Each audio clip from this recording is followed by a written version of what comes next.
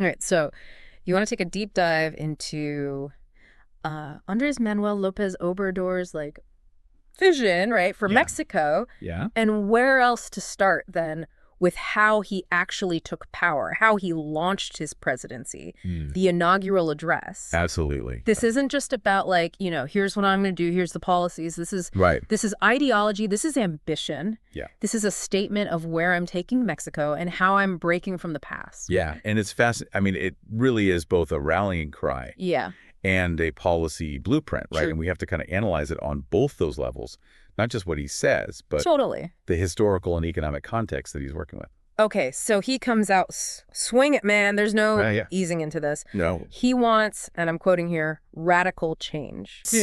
A complete regime change, but done peacefully. Right. So already there's a lot going on. A lot to unpack there. The core problem, he argues, isn't just economic, though he's going to get to that. It's a deep moral crisis. Yes. Like a rot at the center of Mexican life. Mm-hmm. And honestly, he uses neoliberalism and corruption almost interchangeably. Like they're synonyms. That's crucial, I think, for understanding his appeal, right? Because for decades, you have a lot of Mexicans who feel failed by the ruling class. Yeah. Failed by the system, betrayed by promises. Yeah. That rang hollow. Totally. Inequality soared while their lives stayed relatively unchanged. Yeah. And AMLO tapped into that anger. Totally. But he also did something very smart, which is he made honesty and integrity like the bedrock of his brand. Yes. So it wasn't just anger. It was, here's an alternative. I represent something different. Yeah. Yeah. And it's smart because he doesn't just rail against the system. He's like, let me give you some numbers. Exactly. He backs it up. Yeah. He drops this bomb. Mexico's growth from the 1930s to the 1970s, before neoliberalism takes hold, according to massively outpaced the growth since. Yeah. And he even name drops a finance minister from that era, almost like saying, they don't make them like this anymore. Whether you agree with his reading of the data or not, it makes you think, right? It does. It speaks to this kind of nostalgia for a time when Mexico had its own model, right, for development. And maybe oversimplifying to call it a golden age because it had its own issues. Sure. But that's what he's trying to recapture is that spirit of self-determination. Yeah. And that is a very, very high bar to clear. It is. And then just to really twist the knife, he goes for the gut punch. Yeah. And this one landed hard for me too. I'm not even going to lie. The bit about Mexico, the land of corn, being the world's biggest corn importer. That's powerful. Ouch. Yeah, energy dependence, low wages, mass emigration, all of it. All of it. He lays at the feet of the last 36 years of policy. Yeah, and it's not even about proving it right at that moment. No. It's about creating that link. The association. In people's minds. These are the ills. That is the system we're dismantling. Even if it's more nuanced than that. Yeah. Okay, so the diagnosis is bleak. Right. Where's the hope? Yeah. And he does something here, I think, really unexpected. Okay. He says, flat out, I won't go after past leaders. No mass trials, no purges. Interesting. It's almost anticlimactic. Right. You're expecting this kind of reckoning. Yeah. And he subverts it. He acknowledges that very human desire for payback. Yeah. For someone to be punished. But he says, you know what? That's going to distract from the real work that needs to be done. And of course, it positions him, of course, as the bigger person, right? Totally. Above it all. He does make one very specific exception, though. Okay. A truth commission. Okay. To investigate the disappearance of the Ayotzinapa students. Yeah. Strategically brilliant. Oh, yeah. That case, the disappearance of those 43 students, it's a wound that is never closed for Mexico. Never. And so by focusing on this one very resonant case, he's signaling a commitment to justice. Yeah. But in a very controlled way. Right. Not this broad, messy purge, which could be destabilizing. Yeah. It's right. Very targeted. Okay. And then buckle up, because this is where the rubber meets the road. Okay. AMLO starts laying out what he's actually going to do. And it's like a fire hose of promises. It is. It's almost impossible to absorb it all. And again, that's part of it too, right? Yeah. It's not about the nitty-gritty details at this moment. No. It's about this feeling of overwhelming change. And for his supporters, I imagine it's this wave that they want to be swept up in. Yeah. It's exciting. Totally.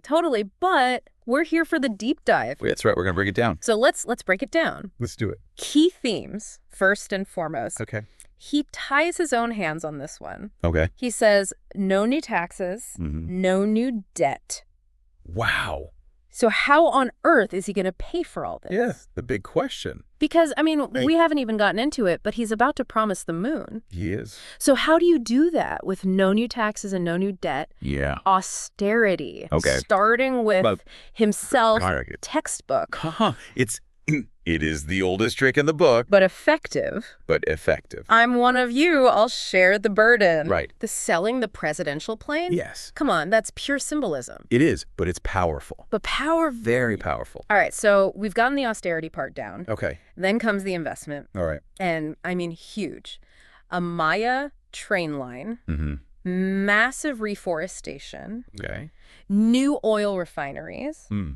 A border-free trade zone mirroring U.S. policies in some ways. Wow, it's ambitious. Is any of this actually feasible? That's the question, right? But this is AMLO's grand vision, right? Yeah. He's trying to tie economic development to social justice, to stemming the flow of Mexicans leaving for opportunity. Right. Right. So it's all connected. All right. Whether he can pull it off. Yeah.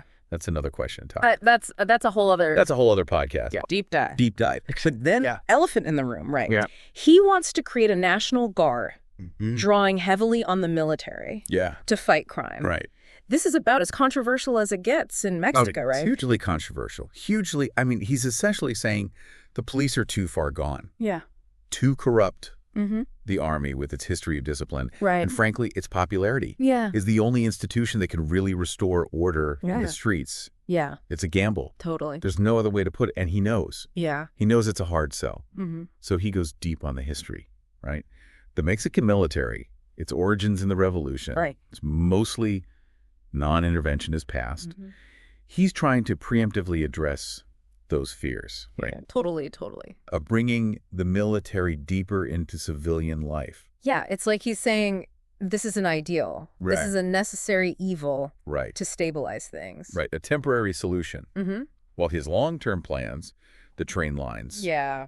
the refineries, all that stuff, has time to bear fruit. And that's what's so interesting to me, too, is this tension between the immediate crisis and his grand vision for where Mexico needs to go. Like he talks about creating jobs, improving living conditions, specifically so people aren't driven to emigrate. Yes. It's all connected. It's all connected. He's tapping into this deep, I think, sense of national pride, but also the pain, it's a pain of seeing your country lose its best and brightest to other countries because they can't make a good life here. Absolutely. And by investing in these projects, he's saying, stay. There's a future for you here. Exactly. And it's not just infrastructure, right? It's social programs, too. Like, he rattles off a whole bunch. Oh, yeah, he does. As well. Yeah, increased pensions, expanded health care, student scholarships, support for farmers. Yep. Like, it's a massive... A lot. Expansion of the social safety net. It's a complete 180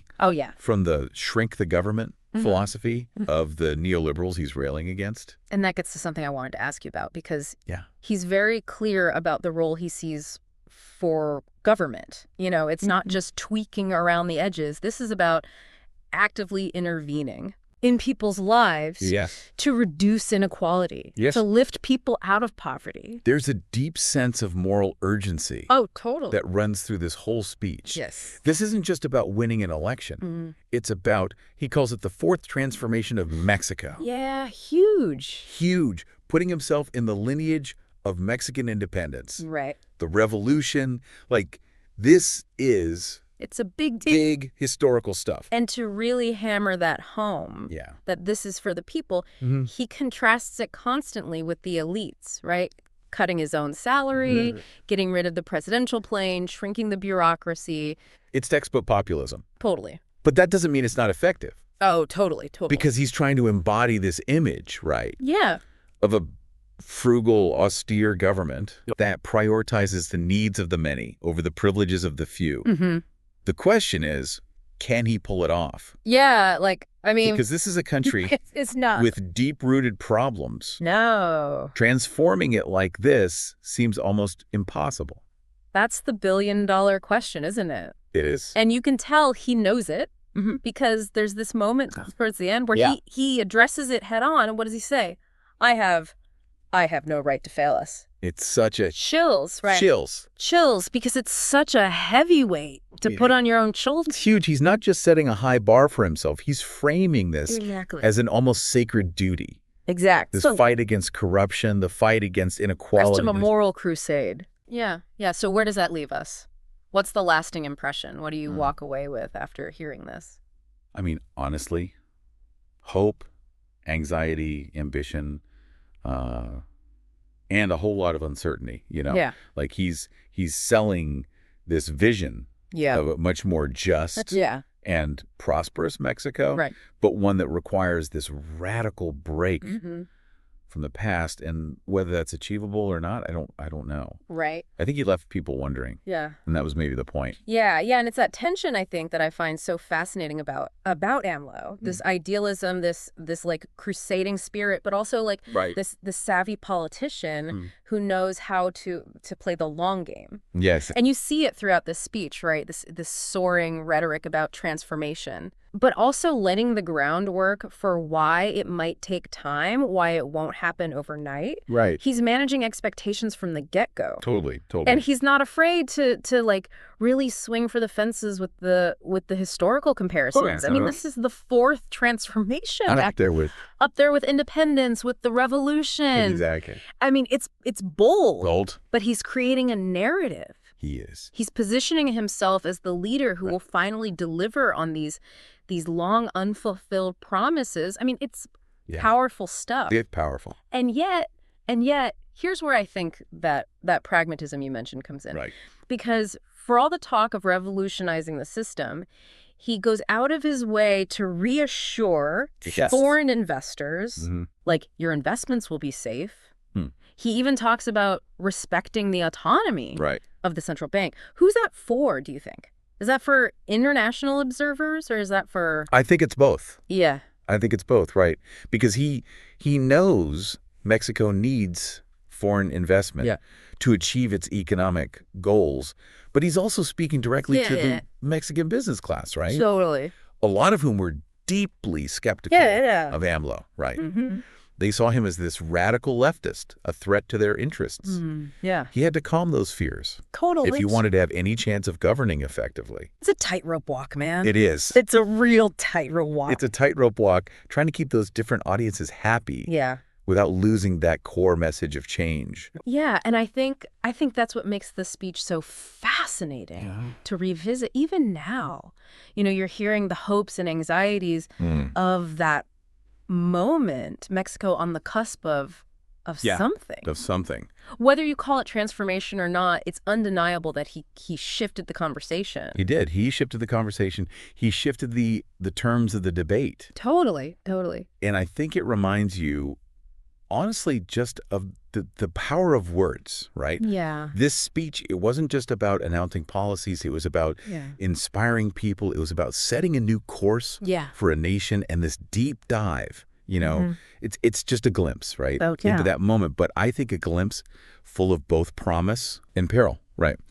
So I think the question for us and the question for our listeners is, what will you take away from AMLO's vision? And what will you be watching for as his story and Mexico's story continue to unfold? Love it. That's the question to leave them with. I think we just did our deep dive into Manuel Lopez Obrador's vision for Mexico, and I think we're good.